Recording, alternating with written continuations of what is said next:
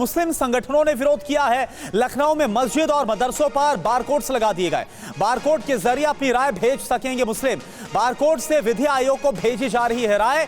UCC लागू होना देश के लिए अच्छा नहीं, यह फिरंगी महली की तरफ से कहा गया है। और चलिए सुफियाना साहब हमारे साथ इस वक्त जुड़े हुए हैं। सुफियाना जी, मैं आपसे ही बात करना चाहूंगा कि क्योंकि अभी जो यूसीसी को लेकर शिया समुदाय की बैठक और इससे जो एक बात निकलकर सामने है, ये कहा जा रहा है कि थोपा जा रहा है। ऐसा क्यों कह रहे हैं कि थोपा जा रहा है?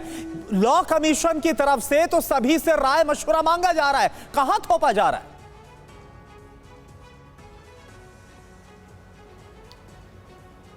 देखिए, पहली बात तो यह है कि यूनिफॉर्म सिविल कोड के ताल्लुक से जो बातें आपने कही गई हैं कि सबके लिए एक कानून होगा, और जो अभी आपने एक ड्राफ्ट की शक्ल में पेश करने की कोशिश की है, तो उसमें दो तीन बातें आप ज़रा सा सुन लें ताकि आपके दर्शकों को भी इस बात में समझ में आए कि यूनिफॉर्म सिविल कोड के नाम पर जो बात आप कह रहे हैं कि एक देश में एक कानून होगा, तो एक देश में एक कानून क्या हमारे मुल्क के लिए ज़रूरी है? अभी हमारे देश में एक कानून नहीं है क्या? क्रिमिनल लॉ में हम एक दूसरे के साथ मामलात में एक कानून पर अमल नहीं करते हैं?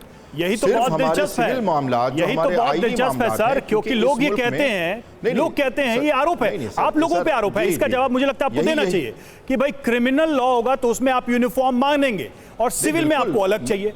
आप इस्लामिक कानून क्यों नहीं मान लेते क्रिमिनल का भी? उसमें क्या दिक्कत? बिल्कुल अलग चाहिए, वो चलेगा, उसमें हाथ के बदले हाथ वाला चलेगा, वो नहीं चलेगा। लेकिन आपको शादी ब्याह और बाकी सब चीजों में अपना वाला कानून चाहिए। अगर आप बना दें, ये आरोप लगते हैं, मैं नहीं कह रहा, ये तो आपको जवाब देना चाहिए इस पे कि क्या, तो मैं वो भी मानने के लिए तैयार हूं।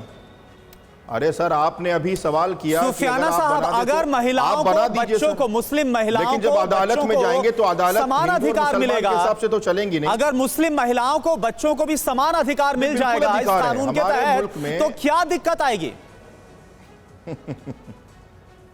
अरे सर, जितनी आसानी से आप एक नैरेटिव बनाने की कोशिश कर रहे हैं, वो आपको भी पता है कि हकीकत क्या है।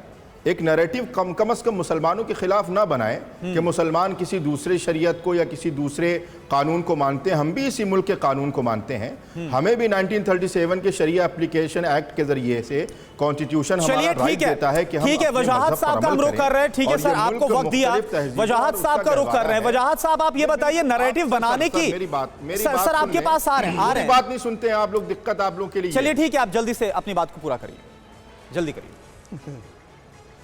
नहीं, मैं सर ये कह रहा हूं कि एक नैरेटिव बनाने की कतई तौर पर कोशिश ना की जाए मुसलमानों के खिलाफ।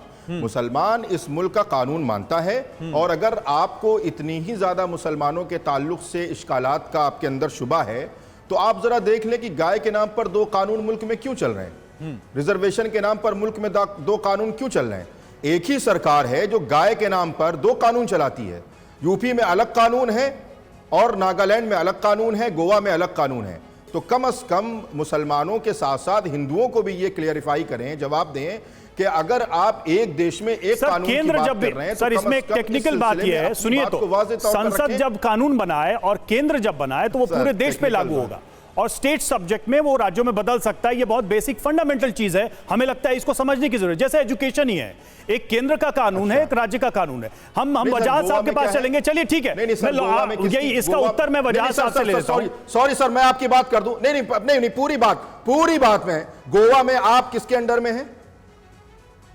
गोवा एक राज्य आएंगे। मुझे लगता है कि हम अगर यूनिफॉर्म सिविल कोड पर बात करें, वजाहत साहब मेरा सवाल आपसे ये है सर, एक सेकंड, यूनिफॉर्म सिविल कोड पर बात करते हैं, इसके बाद बात करेंगे। आप जवाब देंगे, आपको सर वक्त दिया, आप लोग के साथ सर वक्त दिया, आपके पास फिर आएंगे सर, आपके पास फिर आएंगे आपके पास सुफियाना सर।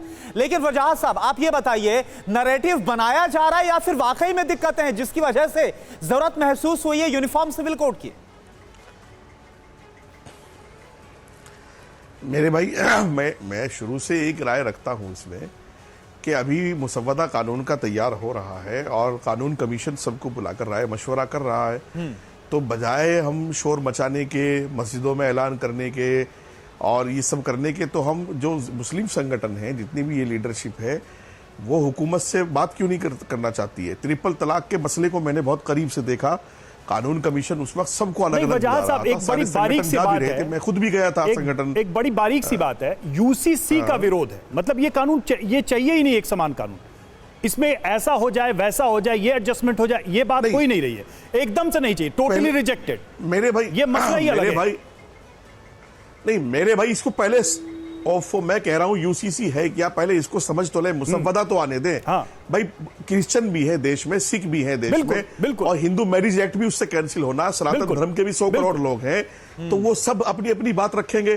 खाली मुसलमान ही क्यों हुकूमत के खिलाफ हर वक्त आकर खड़ा होता है? सवाल है, कोई भी बहाना चाहिए, बस हुकूमत के खिलाफ आना है। ये जो प्रोटेस्ट का इनिशिएटिव है, ये कुछ मुसलमान संगठनों या नेताओं की तरफ से ही इतना एग्रेसिव क्यों है शुरुआत में? जैसा वजह साहब कह रहे थे कि भाई मसौदा नहीं आया है, अभी अलग अलग धर्मों के कानून हैं, वो भी बात करेंगे, अभी चर्चा होगी, कुछ बदलाव होगा तो सजेशंस आएंगे, लेकिन विरोध की जो पहल है, जो हमारे साथ बैठे हैं या और जो लोग आज बारकोड स्कैन करके विरोध कर रहे हैं, उन्होंने बड़ा एग्रेसिवली कैंपेन शुरू कर दिया बड़ी जल्दी।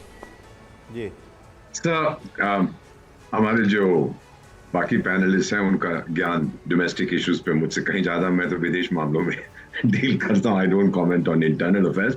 आपका राजदूत मैं कई मुस्लिम देशों में रहा, मैं सूडान में था, चाड में था, इजिप्ट में था, टूनिसिया में था, और वहां पर ये मुद्दा कभी नहीं उठता है sir. It's an open society. UAE में जहां इस समय आपके प्रधानमंत्री गए हैं, जो सम्मान दिया गया है सर, आपने सही कहा कि वो भारत को दिया गया है, लेकिन पर्सनल रिलेशनशिप बड़ी इंपॉर्टेंट होती है सर इंटरनेशनल अफेयर्स में। श्रीमती इंदिरा गांधी 1971 में, आपको याद होगा, बांग्लादेश के टाइम में अमेरिका गई थी, रिचर्ड निक्सन से मिली थी, और 3 मिनट के अंदर बर्फ जम गई थी हवा में, बिकॉज उनकी पर्सनल इक्वेशन बड़ी खराब है।